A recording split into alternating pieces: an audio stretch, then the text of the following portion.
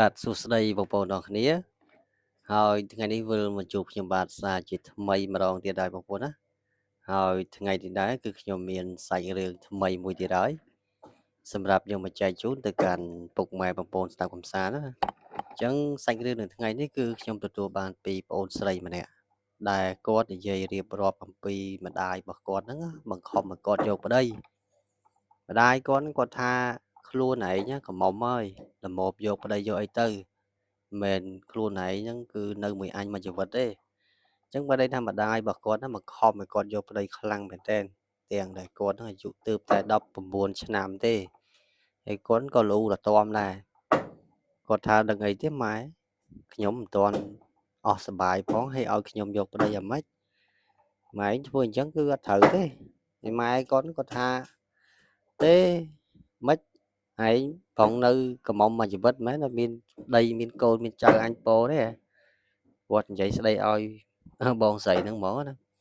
ហើយបងស្រីហ្នឹងគាត់ថាខ្ញុំដូចជាមិនទាន់ចង់បានទេម៉ែចាំ2ឆ្នាំទៀតទៅ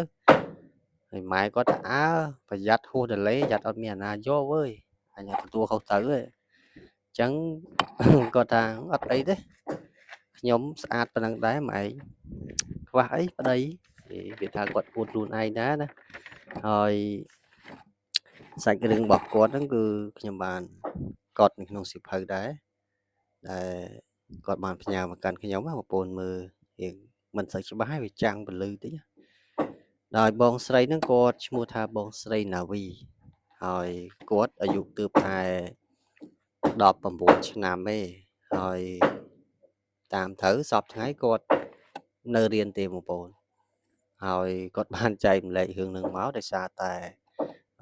ឃើញខ្ញុំជាអ្នកដែលផលិតមាតិកាខាងសាច់រឿងគ្រួសារអីហ្នឹងគឺក៏គាត់បានចែកម្លែកនៅក្នុង Telegram ណាអញ្ចឹងកុំឲ្យយូរបងប្អូនណាចូលទៅដល់សាច់រឿងយើងតែម្ដងទៅចូលសាច់រឿងណាភ្លេចសួរសុខទុក្ខបងប្អូនប្រហែលថ្ងៃនេះគឺអត់ឃើញបងប្អូនចូលស្ដាប់រឿង admin សោះដោយសារតែ admin អត់បានចេញវីដេអូរាល់ថ្ងៃមិនបងប្អូនជួយ comment ម្នាក់មួយផងអញ្ចឹងសាច់រឿងរបស់គាត់ថាដំបូងហ្នឹងគឺម្ដាយគាត់ឃើញកូនប្រុសរបស់គេហ្នឹងគឺរូបរាងស្អាតគួរសមដែរណាហើយមើលទៅគឺវាត្រូវភ្នែកក៏គាត់ផ្សំគុំឲ្យកូនរបស់គាត់ហ្នឹងជាមួយនឹងបងប្រុសហ្នឹងហើយបងប្រុសហ្នឹងគឺអ្នកដែលនៅស្រុកជាមួយគ្នាទៀតតែបងស្រីហ្នឹងគាត់ឃើញបងប្រុសហ្នឹងដែរតែគាត់ហាក់បីដូចជាមិនពេញចិត្តទេនិយាយធម្មតាគឺមនុស្សមិនដែលស្គាល់គ្នាផងហ្នឹងហើយឲ្យទៅស្រឡាញ់យ៉ាងម៉េចហើយម្ដាយគាត់ចេះនិយាយថាកូនណាឥឡូវណាម៉ែឃើញកូនគេម្នាក់ហើយកូនឯងពេញចិត្តអត់ហើយក្មួយហ្នឹងធ្លាប់មកលេងផ្ទះយើងដែរហើយកូនឯងមើលទៅចរិតរឹកពីគេហ្នឹងមិនដែរម៉ែចង់ផ្សំគុំឲ្យកូនឯងហ្នឹងរៀបការជាមួយគេហ្មងហើយម្ដាយគាត់ហ្នឹងគឺតាមការពិតគឺស្គាល់ម្ដាយខាងប្រុសដែរទេព្រោះជាអ្នកស្រុកភូមិមួយគ្នាណាអញ្ចឹងបងស្រីណាវីហ្នឹងគាត់ថាខ្ញុំធ្លាប់ឃើញពូហ្នឹងដែរតាគាត់នៅម្ដុំភូមិយើងដែរតាម៉ែតែខ្ញុំអត់ដែលហ៊ាននិយាយមួយគាត់ទេហើយតាមការពិតទៅគឺមនុស្សដែលខ្ញុំមិនទាន់ស្គាល់គេខ្ញុំអត់ហ៊ាននិយាយមួយគេទេម៉ែអញ្ចឹងម៉ែចាំ2ឆ្នាំទៀតទៅចាំខ្ញុំយកប្តីយកកុំខ្លាចតែខ្ញុំអត់ប្តីម្ដាយគាត់ខ្លាចកូនរបស់គាត់ហួសដលេខ្លាចហួសដលេបានចង់ឲ្យនៅជាកំមុំណាអញ្ចឹងថ្ងៃមួយហ្នឹងគឺបងប្រុសហ្នឹងគាត់មកលេងផ្ទះអ្នកមីងម្នាក់ហ្នឹងណាដល់ពេលមកលេងហ្នឹងគឺមីងម្នាក់ហ្នឹងគាត់បានប្រើកូនស្រីរបស់គាត់ហ្នឹងឲ្យយកទឹកយកអីឲ្យបងប្រុសភាសាណាហើយលើកទឹកលើអីមកហ្នឹងគឺបងប្រុសហ្នឹងគាត់មើលបងស្រីហ្នឹងគាត់ដាក់ភ្នែកទេបងស្រីនាវីហ្នឹងដោយគាត់លើកទឹកមកគាត់ដាក់ទៅលើអាខែដែលគាត់អង្គុយហ្នឹងបងប្រុសហ្នឹងគាត់ដូចចិត្តទៀតវាថាគាត់ស្រឡាញ់បងស្រីនាវីហ្នឹងដែរគាត់វាថាគាត់យកដៃទៅទទួលទៅរៀងប៉ះដៃគាត់បន្តិចណារៀងជាក់បងប្អូនប៉ះដៃកំមុំណាយ៉ាងមកគាត់ដែរអញ្ចឹងគាត់ថា មកសួរសុខទុក្ខម្ដាយបងស្រីណាវីហ្នឹងដោយសារតែជាអ្នកដែលភូមិស្រុកមួយគ្នាហើយបងប្អូនហ្នឹងគឺគាត់ចប់ការសិក្សារបស់គាត់ហើយគាត់ធ្វើការខាងធនាគារណាហើយបងស្រីណាវីក៏គាត់មិនពេញចិត្តនៅអត្តចរិតរបស់បងប្អូនដែរដោយសារតែទើបតែជួបគ្នាលើកដំបូងសោះហើយហ៊ានប៉ះដៃគាត់ណាអញ្ចឹងពេលខ្លះមនុស្សស្រីគាត់ប្រកែប្រកាន់ដែរដោយសារតែគាត់រក្សានៅតម្លៃខ្លួនឯងដែរហើយយើងនេះជាមនុស្សប្រុសក៏ត្រូវឲ្យតម្លៃទៅលើស្ត្រីដែរមិនឃើញគេដំបូងប៉ះដៃប៉ះជើងទេបងប្អូនអត់បានទេទំនៀមទម្លាប់ខ្មែររបស់យើងតើតែក្រាបក្បាលដល់កន្ទើលជាប្តីប្រពន្ធភរិយាជាមួយគ្នាណាអាហ្នឹងបានមានសិទ្ធអញ្ចឹងថ្ងៃមួយគឺម្ដាយរបស់គាត់បានដាក់ហៅថាកំហិតទៅលើកូនស្រីរបស់គាត់មកដោយបងប្រុសហ្នឹងគាត់បានទៅប្រាប់ម៉ាក់ប៉ារបស់គាត់ហ្នឹងឲ្យចូលស្ដីដណ្ដឹងណាហើយនៅពេលដែលមកដល់ផ្ទះម្ដាយរបស់គាត់ហ្នឹងគាត់ថាព្រមហើយតែខ្ញុំព្រមតែមាត់ទេក៏ប៉ុន្តែសួរចិត្តកូនខ្ញុំសិនថាកូនខ្ញុំនឹងអាចព្រមព្រៀងរៀបការជាមួយនឹងក្មួយឯងអត់ហើយថ្លៃប្រកបចាំនិយាយពេលក្រោយទៅហ្នឹងរឿងក្រោយទេអញ្ចឹងគាត់ចាប់ផ្ដើមរៀងពិបាកចិត្តភ្លាមដោយសារតែគាត់ធ្លាប់នៅលាវណាបងស្រីនាវីហ្នឹងពេលដែលមិត្តភ័ក្ដិគាត់តែហៅដើរលេងទៅវឹងអញ្ចឹងទៅអញ្ចឹងវាបាត់សេរីភាពណាពេលមានប្តីទៅដើរលេងបានមានប្តីដើរលេងបានទៅបងមានអីវាគ្រាន់ថាវាមិនមែនសេរីភាពអីដូចជាយើងនៅពេលដែលកំមុំទេអញ្ចឹងគាត់ថាខ្ញុំគិតមើលសិនព្រោះខ្ញុំអត់ទាន់យកព្រមទេហើយមកឯងព្រមព្រៀងមួយគេក៏ព្រមព្រៀងទៅតែខ្ញុំអត់ទាន់យកព្រមទេហើយម្ដាយគាត់ស្ដីបន្ទោសឯងមិនព្រមអញ្ចឹងឯងចាំការទៀតគេរូបរាងគេរកសង្ហាដែរហើយការងារគេក៏ល្អដែរហើយកូនឯងនៅគិតអីទៀតទៅមុខទៅក្រោយហ្នឹងប្រយ័ត្នអាយុ30មានអាណាយកទៅគាត់បន្ទោសកូនស្រីរបស់គាត់ហ្មងដោយគាត់ថាមិនបាច់ចាំគិតពីខ្ញុំទេម៉ែទោះបីជាខ្ញុំអាយុច្រើនមែនអត់មានអាញាយកអត់យកទៅខ្ញុំនៅតែឯងក៏បានដែរម្យ៉ាងរបស់គាត់ដែរបងប្អូនអញ្ចឹងគាត់ថាគាត់និយាយតទៀតដូចវាគាត់តមាត់មួយម៉ែគាត់ហ្មងហើយម៉ែគាត់ក៏មិនប្រកាន់ដែរដោយសារតែគាត់ក្មេងមិនសូវដឹងអ្វីជាអ្វីណាអញ្ចឹងម៉ែគាត់ក៏អង្វរកូនគាត់ថាកូនអើយការមួយគេទៅម៉ែណាចង់ឃើញកូនឯងការជាមួយប្អូនប្រុសហ្នឹងព្រោះរូបរាងគេរៀងសង្ហាដែរការងារគេក៏ល្អហើយបើសិនជាកូនឯងបានការមួយគេណាបានចៅឲ្យម៉ែពោម៉ែស្លាប់ទៅម៉ែបាត់ភ្នែកចិត្តហើយព្រោះម៉ែរបស់គាត់ហ្នឹងគឺស្រឡាញ់ចៅស្រឡាញ់ក្មេងណាអញ្ចឹងម៉ែគាត់បងស្រីណាវីហ្នឹងឲ្យគាត់នឹងឆាប់យកប្តីទៅព្រោះគាត់ហ្នឹងគឺអាយុរបស់គាត់ក៏មិនហៅថាថិតថេរដែរគាត់មិនមែនថារស់នៅមួយយើងមួយជីវិតទេថ្ងៃណាមួយគាត់គង់តែអស់ជីវិតទេបងប្អូនអញ្ចឹងបងស្រីណាវីគាត់ពិបាកចិត្តរយៈពេល3ខែគឺគាត់បានយកព្រមនៅសំណើហ្នឹងដោយគាត់ភ្ជាប់ពាក្យអីហើយហ្នឹងក៏ដាក់ថ្ងៃការទៅហើយថ្លៃប្រកបនោះដូចជាគាត់យក$5000រៀងថ្លៃដែរបងប្អូនមិនមែនថោកទេ5000គួរសមដែរអញ្ចឹងបងស្រីណាវីក៏គាត់បានរៀបចំពិធីមង្គលការជាមួយនឹងបងប្រុសហ្នឹងតាមការពិតបងប្រុសហ្នឹងគឺគាត់អត្តចរិតរបស់គាត់តែអញ្ចឹងតែក្នុងចិត្តរបស់គាត់គឺល្អដែរបងប្អូនពេលដែលគាត់រៀបការជាមួយនឹងគ្នាហើយហ្នឹងគឺគាត់បានចាប់ដៃគ្នារកស៊ីប្រឹងធ្វើការឲ្យប្រពន្ធគាត់ហ្នឹងគឺជាជាងកាត់ដេរនៅក្នុងផ្ទះអញ្ចឹងទៅអត់បានដើរលេងអីដូចជាកំមុំទេអញ្ចឹងគាត់វាថាគាត់សោកស្ដាយនៅភាពនៅលាវរបស់គាត់អញ្ចឹងម្ដាយគាត់និយាយអង្វររហូតទំនំតែកូនរបស់គាត់ព្រមណាអញ្ចឹងការរស់នៅក្នុងក្រុមគ្រួសាររបស់បងប្រុសជាមួយនឹងបងស្រីណាវីហ្នឹងគឺគាត់សហការគ្នាល្អហើយគាត់ការរយៈពេលដូចជាអត់បាន3ខែផង គាត់មានកូនភ្លាមបងប្អូនវាប្រយ៉ាងរបស់គាត់ដែរគេថាសែនគាត់ល្អបងប្អូនអកកាបាន3ខែចាញ់បដ ாய் ស៊ីមកជូស៊ីអីប្រយ៉ាងរបស់គាត់ដែរបងប្អូនសែនគាត់ល្អណាដូច admin កាលពី3ឆ្នាំអត់មានកូនមួយបងប្អូន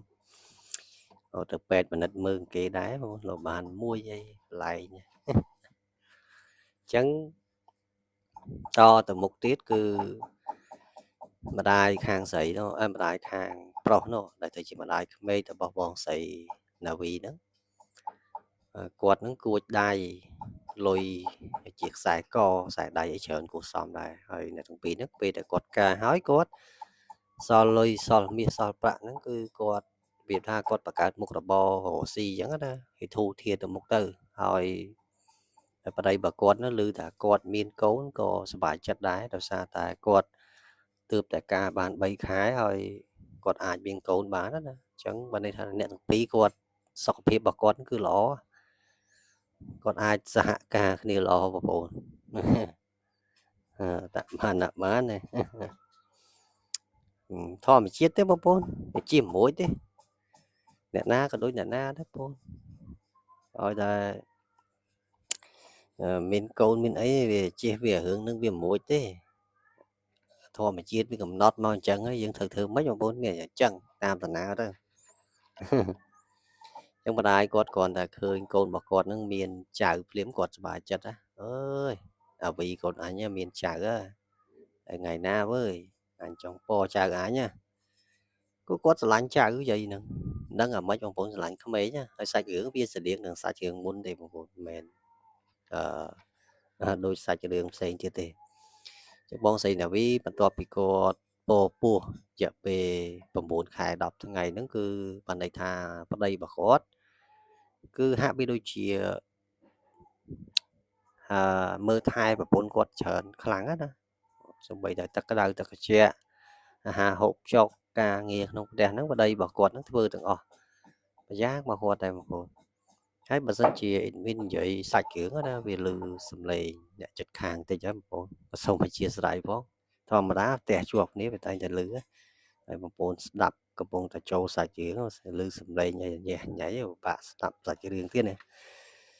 ចឹងបន្ទាប់ពីគាត់បានពោះរយៈពេល9ខែ10ថ្ងៃមនុស្សស្រីគឺគាត់មានការលំបាកហៅថាពិបាកពណ៌នាទោះតែបងប្អូនធ្លាប់ពោះហើយខ្ញុំមិនដែលពោះផងខ្ញុំជាប្រុសមានកូនមកពីណាមានដែរកូនដៃកូនជើងអញ្ចឹង9ខែ10ថ្ងៃក៏គាត់ទៅពេទ្យទៅហើយប្តីរបស់គាត់យកបងស្រីនឹងទៅពេទ្យគាត់បានសម្រាកូនមួយកូនប្រុសទៀតហើយគាត់ដាក់ឈ្មោះឲ្យកូនរបស់គាត់ហ្នឹងគឺជាកូនទី1របស់គាត់ដែលឈ្មោះថាដាវីតទេណាហើយបងស្រីឈ្មោះដាវីហើយកូនគាត់ឈ្មោះវីតម្យ៉ាងដែរបងប្អូនវីតព្រោះអីតាអញ្ចឹងឈ្មោះហ្នឹងតែប៉ិតប្តីគាត់អ្នកដាក់ឲ្យទេឈ្មោះវីតហ្នឹងតែវាថាគាត់បានកដោធំហ្មងណាការរយៈពេល3ខែអាចមានកូនបានណាអញ្ចឹងទ្រាំតែពោះទ្រាំតែកើតហ្នឹងវាចិត្ត1ឆ្នាំទៀតដែរអញ្ចឹងវារៀងយូរអញ្ចឹងសម្រាប់បងប្អូនដែលទើបតែការថ្មីណាយកឲ្យទៅតើយើងនៅក្មេងហើយយើងចាស់ទៅយើងអាចមានកូនបានទេអត់អាចបង្កកំណើតបានទេព្រោះ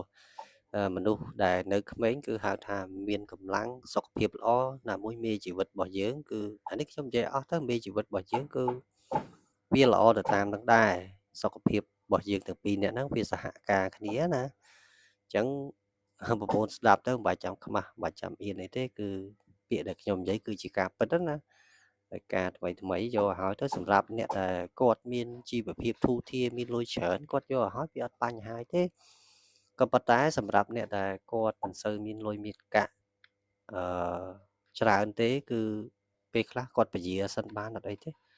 គឺចាំ1ឆ្នាំ2ឆ្នាំចាំយកក៏បានដែរចាំអសល់លុយសិនណាព្រោះកើតកូនម្ដងគឺអស់មែនតិចទេបងប្អូនដូចជាចូលខ្ទង់ពាន់ហើយកូនមួយបើថាកើតតាមធម្មជាតិអាហ្នឹងគឺមិនសូវអស់លុយច្រើនទេបើថាវះកាត់អីហ្នឹងគឺមុខកបិតហ្នឹង6 700បាត់ហើយនៅហូបចុកទៀត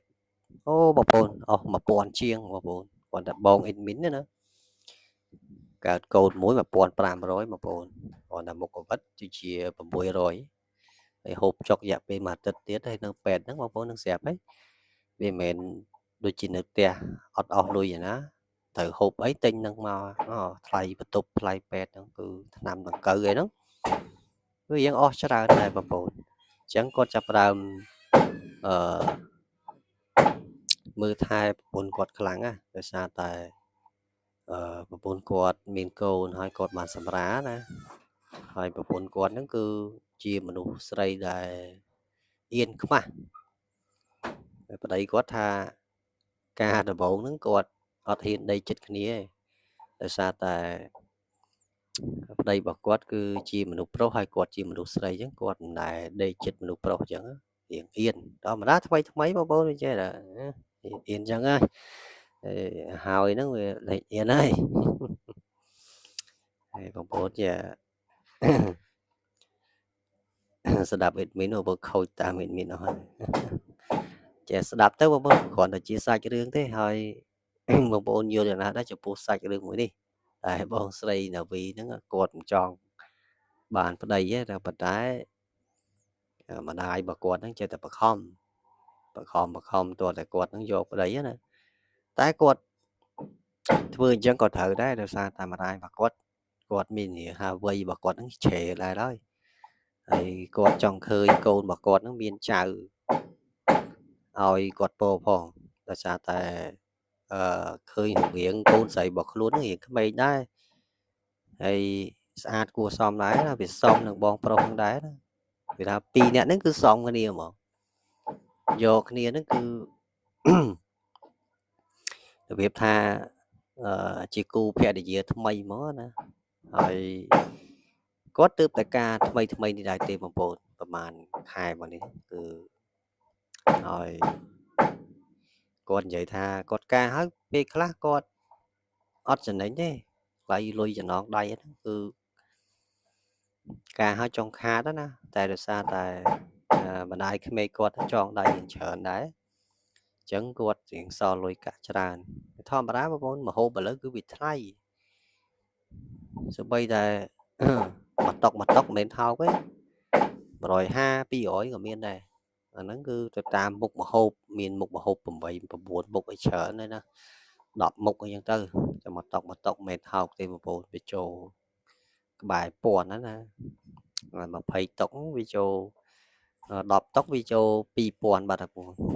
ចិត្ត2000មកតុក200ទៅតុក140 1500បាត់មិនថោកទេបងថ្លៃមែនតើមហូបឥឡូវចឹងបានខាងស្រីប្រកបវាថ្លៃដែរវា1000ប៉ុណ្ណឹងធូរថ្លៃបងសម្រាប់កូនអ្នកដែលគេរៀងធូរធាចឹងហ្នឹងណាគេប្រកបសិតតែ10000 20000 100,000ឯណោះមិនថោកទេថ្លៃមែនតើបងប្អូនអញ្ចឹងចាំជួបគ្នានៅវីដេអូក្រោយទៀតបងប្អូនណាហើយយប់នេះគឺថែប៉ុណ្្នឹងទេហើយសម្រាប់បងប្អូនណាដែលគាត់អត់ទាន់បានជួយចុច Subscribe លើ Channel ថ្មីរបស់ខ្ញុំទេសូមបងប្អូនចុចម្នាក់មួយផងបងប្អូនណាពឹសដៃចុចម្នាក់មួយទៅដល់ពេលដែលខ្ញុំផុសសាច់រឿងទៅគឺបងប្អូនបានស្ដាប់មុនគេហ្មងហើយបងប្អូនមិនបាច់ឆ្ងល់ទេមិនចាញ់សាច់រឿងអត់ចាញ់រងថ្ងៃអញ្ចឹងគឺពិបាកស្ដាប់ដោយសារតែពេលខ្លះខ្ញុំអត់មានពេលចាញ់ទេបងប្អូនពេលខ្លះក៏ទំនេរទៅតែពេលខ្លះក៏រវល់អញ្ចឹងទៅអញ្ចឹងអត់សូវបានចាញ់សាច់រឿងទេហើយរវល់ថ្នាក់សក់អត់តន់កាត់ទេបងប្អូនរវល់ខ្លាំងមែនទេចឹងទាំងពីរហ្នឹងក៏គាត់រស់នៅដោយហៅថាមានសុភមង្គលជាមួយគ្នាហ្មងណាហើយតាមកាពិតប្រហែលជាគាត់ហ្នឹងគឺអ្នកពីរជាតិមុនហ្នឹងគាត់ធ្វើបន់ស្មើគ្នាបានជាតិហ្នឹងគាត់ជួបគ្នាណាអញ្ចឹងប្តីប្រពន្ធរស់នៅជាមួយគ្នាវាតែតែមានការប៉ះទង្គិចធម្មតាចានក្នុងរាវវាតែតែកិច្ចគ្នាអញ្ចឹងខុសត្រូវអីគឺអធិស្ឋានគ្នាទៅវិញទៅមកទៅបងប្អូនវាថាកុំឲ្យពាក់មុខរយៈដាក់គ្នាដូចជាបងប្អូនឆ្លុះកញ្ចក់អញ្ចឹងបងប្អូនធ្វើមុខរយៈដាក់កញ្ចក់ហ្នឹងគឺប្រកាសជាមុខរយៈដាក់វិញហើយអាហ្នឹងគឺវាដូចគ្នាបងប្អូនពេលដែលយើងខឹងអ្នកណាម្នាក់អ្នកនោះក៏ខឹងមកប៉ះគ្នាគឺឆាវមកអាហ្នឹងអត់បានទេ ចឹងយើងជួបគ្នានៅ វីដេអូក្រោយទៀតបងប្អូនណាចាំវីដេអូក្រោយគឺខ្ញុំនឹងរកសាច់រឿងថ្មីទៀតហើយ